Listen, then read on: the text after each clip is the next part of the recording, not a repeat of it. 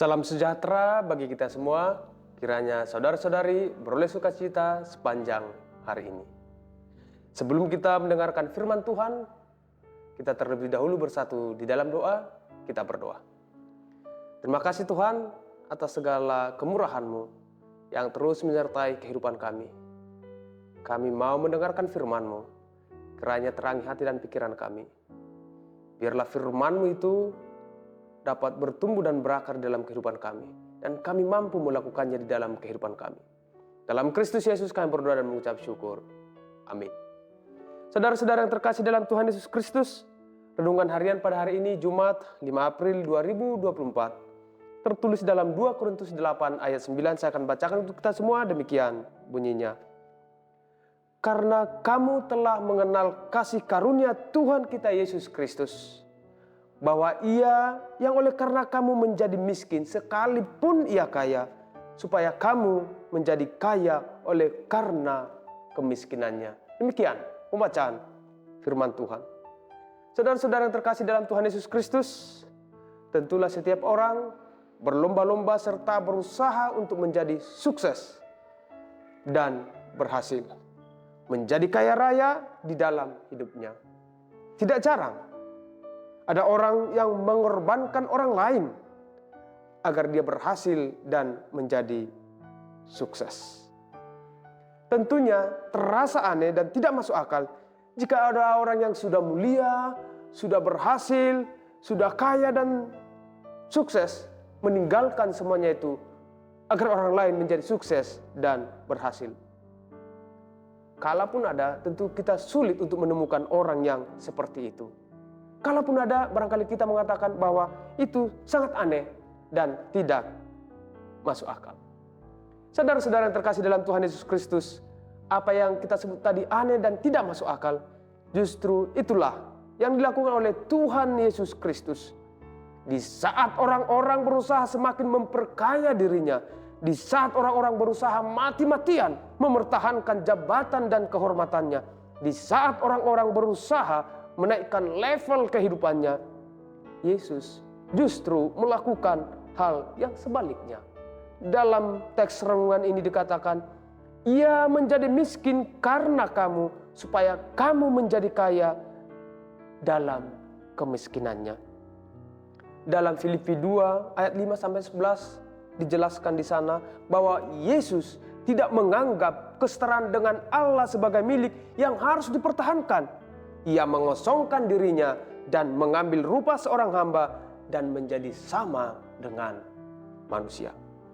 Yesus benar-benar turun atau meninggalkan tahta kemuliaannya, bahkan mengambil rupa seorang hamba dan mati di kayu salib. Semua itu dia lakukan bukan untuk dirinya, melainkan untuk manusia berdosa, untuk kita semua. Supaya melalui tindakannya itu, kita beroleh kasih karunia dan keselamatan. Tindakan Allah menjadikan dirinya menjadi miskin agar kita menjadi kaya, merupakan bentuk kedalaman cinta kasih yang sangat luar biasa dari Allah. Yesus sungguh-sungguh memperlihatkan empatiknya kepada kita. Oleh karena kemiskinannya kita menjadi kaya, karena cinta kasihnya yang sangat dalam bagi kita, dia rela menjadi miskin. Dia rela meninggalkan tahta dan kehormatannya. Dia mengabaikan dirinya dan juga nyawanya. Sungguh cinta yang luar biasa dari Yesus Kristus bagi kita.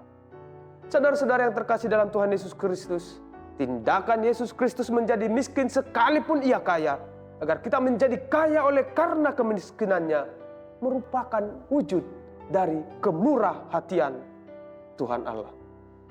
Ia menjadikan dirinya menjadi miskin agar kita menjadi kaya dalam segala hal. Tentu tindakan Yesus ini menyadarkan kita bahwa apapun yang melekat dalam diri kita, apapun yang melekat dalam kehidupan kita saat ini adalah semata-mata kita terima dan peroleh dari kemiskinannya. Tanpa tindakannya itu, maka kita tidak memiliki apa-apa di dunia ini. Kita tidak perlu bermegah diri dengan apapun yang melekat dalam hidup dan di dalam diri kita.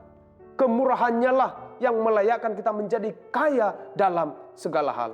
Oleh karena itu, saudara-saudara yang terkasih dalam Tuhan Yesus Kristus, melalui renungan ini kita didorong dan disadarkan untuk kaya dalam segala hal. Terutama kaya dalam memberi, kaya dalam cinta kasih, kaya dalam menolong, kaya dalam kepedulian, kaya dalam cinta kasih kepada sesama manusia.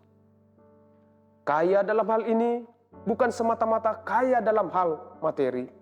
Karena apa? Justru ada orang yang kaya dalam materi tetapi miskin dalam kepedulian dan cinta kasih. Sebaliknya, ada orang yang miskin dalam materi tetapi kaya dalam kepedulian dan cinta kasih kepada sesama. Sebagaimana yang ditujukan oleh jemaat Makedonia. Mereka mampu memberi dari kekurangannya. Tentu karena mereka kaya dalam memberi dan kaya dalam cinta kasih.